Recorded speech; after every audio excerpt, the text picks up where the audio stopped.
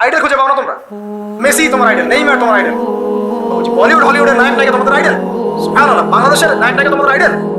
যারা জীবনে কত পাপ করেছে তারা নিজেরাই জানে, ওদের বিবেকই ভালো করে জানে যে ওরা কত পাপ করেছে। তোমাকে বাইরের চাকচিক্য দেখে মনে হচ্ছে খুব সুন্দর সুশ্রী, ভিতরের কলিজাটা এদের কুৎসিত কালো। আর আমাদের কাছে এরাই রকস্টার, যারা মুসলিম সমাজের মধ্যে বেপরদামি, অশ্লীলতা, ফাহেশা এগুলো ছড়িয়ে দিচ্ছে, যে না এরা আমাদের আইডল। এখন ওদের পোস্টার বাসায় লাগিয়ে রাখে, ওদের সাথে একবার দেখা করতে পারলে জীবন সার্থক হয়ে যায়। আল্লাহর কাছে ওদের কি নাম আছে যতক্ষণ তওবা করে ফিরে আসছে? একজন ভ্যান চালক, একজন ইমানদার ভ্যান চালক, রিক্সা চালক যে 5 ওয়াক্ত নামাজ পড়ে, সে আল্লাহর কাছে ওর চেয়ে অনেক বেশি সম্মানিত। ওই ভ্যান চালকের কাছে কি অটোগ্রাফ নেন আপনি? রিক্সাওয়ালার কাছে কি অটোগ্রাফ নেন? এইসব এই হ্যামিলনের বাসিওয়ালার পিছনে লাগিয়ে এরা যুব সমাজকে টেনে নিয়ে যাচ্ছে অশ্লীলতার দিকে, ফাহেশা কাজের দিকে, বেফাস কাজ, কোনো পরকালীন কোনো স্বার্থ নাই, বিনোদনের নামে, সংস্কৃতির নামে এরা মানুষকে দিকে টেনে নিয়ে যাচ্ছে। আর আমাদের যুব সমাজ, তোমাদেরকে আমি আইডল দেখাবো ইনশাআল্লাহ পরের লেকচারে। খালিদ বিন ওয়ালিদ তোমার আইডল, আলী ইবনে আবি তালিব তোমাদের আইডল, মুহাম্মদ সাল্লাল্লাহু আলাইহি ওয়াসাল্লাম তোমার আইডল, ইমাম হুসাইন তোমার আইডল, মোহাম্মদ বিন কাসিম তোমার আইডল, তারেক বিন জিয়াদ তোমার আইডল, ওমর ইবনে খাত্তাব তোমার আইডল। আইডল খুঁজে পাও না তোমরা? তোমরা জীবনে আইডল খুঁজে পাও না? কাকে ফলো করবা? একজনের নাম বলবে, একজন মুহাম্মদ সাল্লাল্লাহু আলাইহি ওয়াসাল্লামের পরে একজনের নাম যদি বলতে পারেন আমাকে, আলী রাদিয়াল্লাহু আনহুর জীবনী পড়ো যাও, আলী ইবনে আবি তালিব রাদিয়াল্লাহু আনহুর জীবনী পড়ো যাও, গিয়ে দেখো তোমার আইডল এখানে বসে আছে, লুকিয়ে আছে। তাদের আইডলের মধ্যে, তাদের মধ্যে ছিল ব্যক্তিত্ব, সৌর্যবীর্য, আনুগত্য, জ্ঞান, প্রজ্ঞা, দিন প্রতিষ্ঠার তামান্না, জিহাদ। এবং তারা বদর, উহুদ, খন্দক, খায়বার করেছেন। শেষ পর্যায়ে যখন তাদেরকে মৃত্যুবরণ করতে হয়েছে, তখনও তাদেরকে সামন থেকে কেউ আক্রমণ করতে পারে নাই, পিছন থেকে আক্রমণ করতে হয়েছে। বীরদেরকে কেউ সামন থেকে মারতে পারে, পিছন থেকে মারতে পারে। আইডল খুঁজে পাও না তোমরা? মেসি তোমার আইডল, নেইমার তোমার আইডল, বলিউড হলিউডের নায়ক নায়িকা তোমাদের আইডল, সুবহানাল্লাহ, বাংলাদেশের নায়ক নায়িকা তোমাদের আইডল। যারা জীবনে কত পাপ করেছে তারা নিজেরাই জানে, ওদের বিবেকই ভালো করে জানে যে ওরা কত পাপ করেছে। তোমাকে বাইরের চাকচিক্য দেখে মনে হচ্ছে খুব সুন্দর সুশ্রী, ভিতরের কলিজাটা এদের কুৎসিত কালো। আলেম ওলামার কাছে এসে পড়ে থাকো, যারা বড় বড় ওলামায়ে কেরাম তাদের কাছে এসে পড়ে থাকো, তারা তোমাদেরকে পথ দেখাবে ইনশাআল্লাহ। আল্লাহ পাক বোঝার তৌফিক দান করুন। আমি আর লম্বা করছি না, শেষ করে দিচ্ছি ইনশাআল্লাহ। লেখাপড়া এবং ওয়ার্কের বিষয়গুলো বলছিলাম যে আমরা যারা লেখাপড়া করবো, প্রফিটিক লাইফস্টাইল করতে হলে এবং প্রোডাক্টিভ মুসলিম হতে হলে লেখাপড়াটা করতে হবে আল্লাহ সন্তুষ্টির জন্য। চাকরি বাকরি, ব্যবসা বাণিজ্য, যাই করি কৃষিকাজ, সবকিছুর উদ্দেশ্য হবে কি? আল্লাহ সন্তুষ্টি অর্জন করে, এবং ওই ক্ষেত্রে সৎ থাকা, কাউকে না ঠকা, মাপে কম না দেওয়া, দুর্নীতি না করা, ঘুষ না নেওয়া। তাহলে আপনার জীবনের প্রত্যেকটা কাজে কি হবে? ইবাদত হিসেবে গণ্য হবে ইনশাআল্লাহ তাআলা। শেষ করার আগে আমরা জোহরের ওয়াক্তে চলে আসছি। আপনি আপনার জব সেকশনে কাজ করছেন, নামাজের ওয়াক্ত হলো, নামাজ পড়ে নেবেন। আচ্ছা, নামাজের আগে আপনি 4 রাকাত সুন্নাত পড়বেন, শেষে 2 রাকাত। চেষ্টা করবেন দিনে 12 রাকাত সুন্নাত পড়ার জন্য। ফজরের আগে 2, জোহরের আগে 4, পরে 2, 6 আর 2 8, মাগরিবের পরে 2, এশার পরে 2। এই যে মোট 12 রাকাত সুন্নাত যে ব্যক্তি নিয়মিত পড়বে, জান্নাতে আল্লাহ পাক তার জন্য একটা ঘর নির্মাণ করবেন ইনশাআল্লাহ তাআলা। প্রতিদিন একটা ঘর, প্রতিদিন একটা করে ঘর আপনি পেতে পারেন মাত্র 12 রাকাত নফল বা সুন্নাত আদায় করার মধ্য দিয়ে। জোহরের ওয়াক্ত চলে আসলো, আমরা যেখানে থাকি, স্কুলে বা কলেজ, ইউনিভার্সিটিতে বা চাকরির ক্ষেত্রে, নামাজটা পড়ে নেবেন। এরপর আবার কাজে যান, কাজ করেন, লাঞ্চ করেন, খাওয়া দাওয়া করেন। আবার খাওয়ার সুন্নাত ভুলে যান না। 7 পেটটা, 1 প্লেট খাওয়ার, 1 প্লেট পানি, 1 প্লেট ফাঁকা, এবং হাইজেনিক ফুড, ম্যানুফ্যাকচারটা। তারপরে যান, রেস্ট করেন, কাইলুলা যেটাকে বলে, 1 থেকে 1.5 ঘন্টা রেস্ট করেন, ঘুমান। তারপর আপনি বিকেল সময়টা আবার আসরের নামাজ পড়েন, আপনার কর্মক্ষেত্রে কাজগুলো সারেন। সন্ধ্যায় আপনি আবার বাসায় ফিরে আসবেন। সন্ধ্যায় বাসায় ফিরে আসবেন, ফিরে আসার পরে মাগরিবের সালাত পড়লেন জামাতে। পড়ার পরে বিকেল টাইমটা, মাগরিবের আগে বিকেল টাইমটা আপনি ঘুরতে যান, পরিবারকে সময় দেন, বাচ্চাদেরকে সময় দেন, একটু দিনী ভাইদের সাথে বসেন।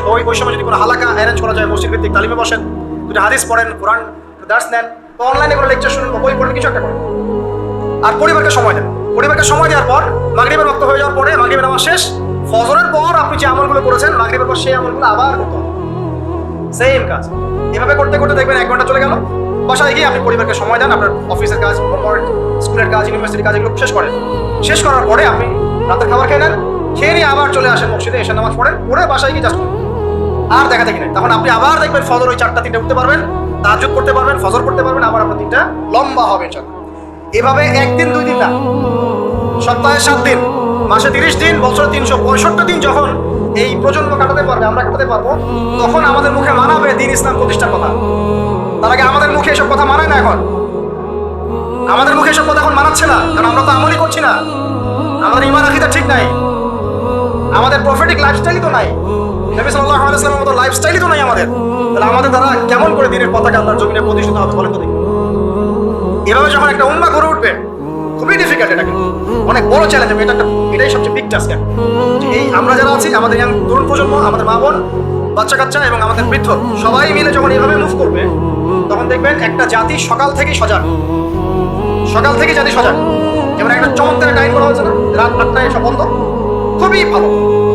কেউ অ্যাপ্রিসিয়েট করুন না করুন, আমি শুরুতে বলছি আলহামদুলিল্লাহ, অ্যাটলিস্ট এখন 10টায় ঘুমাতে পারবো, তারপরেও দেখবেন 3টার আগে ঘুমাচ্ছে।